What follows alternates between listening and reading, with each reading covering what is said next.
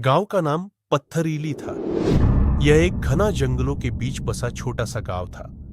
लोग इस गांव के पास आना नहीं चाहते थे। कहते थे कि यहां भूत प्रेत और अजीब अजीब घटनाएं होती है। पत्थरीली के लोग भी अधिकतर रात होते ही अपने घरों में बंद हो जाते थे। गांव के पास ही एक पुराना घर था जिसे रूहों का मकान कहा जाता था। गांव के लोग कहते थे कि इस घर में रहने वाला कोई भी व्यक्ति जीवित नहीं रहता। आज तक जो भी उस घर में गया वह या तो लौट कर नहीं आया या फिर पागल होकर बाहर आया। एक दिन उस गांव में एक आदमी आया। उसका नाम आकाश था। आकाश गांव वालों से बात कर रहा था और उसने रूहों के मकान के बारे में सुना। उसे लगा कि यह सब सिर्फ एक अफवाह है। उसने सोच लिया कि वह उस घर में जाकर सच का पता लगाएगा।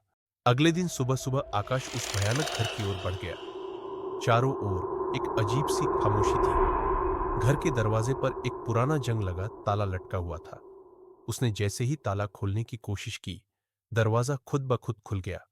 अंदर एक अजीब सी ठंड थी। ऐसा लग रहा था जैसे वहां कोई उसकी राह देख रहा हो। आकाश ने घर का हर कोना देखा। वहां की दीवारों पर अजीब सी आकृतियां बनी हुई थी, मानो किसी ने खून से उन्हें बनाया हो। हर कमरे में एक अजीब सी महक थी जो उसे बेचैन कर रही थी। घर के हर कोने से एक भयावह खामोशी उसे घेरने लगी थी। तभी उसकी नजर एक कमरे पर पड़ी जिसमें एक पुरानी ड्रेसिंग टेबल रखी हुई थी। जैसे ही उसने उस कमरे में कदम रखा, ड्रेसिंग टेबल के आईने में उसे एक धुंधली परछाई दिखी। वह परछाई उसकी ही थी, पर कुछ अलग थी। आकाश ने उसकी परछाई को और गौर से देखा। वह परछाई धीरे धीरे बदलने लगी।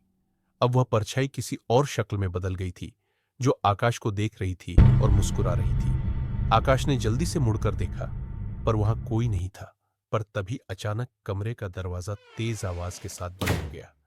आकाश चौंक गया। उसने दरवाजा खोलने की कोशिश की, पर वह अंदर से बंद हो गया था। अब उसके दिमाग में डर समा गया था। वह चिल्लाने लगा, कोई है? दरवाजा खोलो। पर उसकी आवाज सुनने वाला वहां कोई नहीं था। उसी समय उसने देखा कि वह परछाई धीरे धीरे आईने से निकलकर उसकी ओर बढ़ने लगी। आकाश को समझ नहीं आया कि क्या करे। उसने आईने की ओर देखा तो वह परछाई अब बिल्कुल उसके पास आ चुकी थी। उसके कानों में एक फुसफुसाहट सुनाई दी, तुम अब इस घर का हिस्सा हो। आकाश डर से कांप उठा। उसकी आंखों के सामने अंधेरा छा गया और वह बेहोश होकर गिर पड़ा।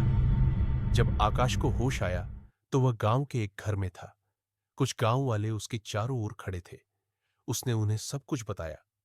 गांव वालों ने उसे बताया कि उस घर में कभी भी कोई जीवित नहीं लौटता।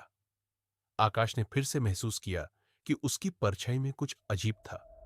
अब भी आईने में उसकी परछाई वैसी ही दिखती थी जैसे उस कमरे में थी। कुछ दिनों बाद गांव में फिर से अजीब घटनाएं होने लगी। गांव के लोग कहते थे कि उन्होंने आकाश को रात के अंधेरे में उस घर के आसपास घूमते हुए देखा है, लेकिन आकाश तो अपने घर में सो रहा होता था। धीरे धीरे वह परछाई आकाश पर हावी होने लगी। उसकी अपनी यादें धुंधली होने लगी और वह धीरे धीरे एक दूसरी पहचान में खोने लगा।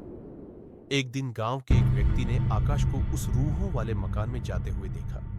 उसने देखा कि आकाश का चेहरा उसकी असली परछाई की तरह नहीं था। वह किसी और के जैसा दिखने लगा था। आखिरकार एक दिन आकाश पूरी तरह से गायब हो गया।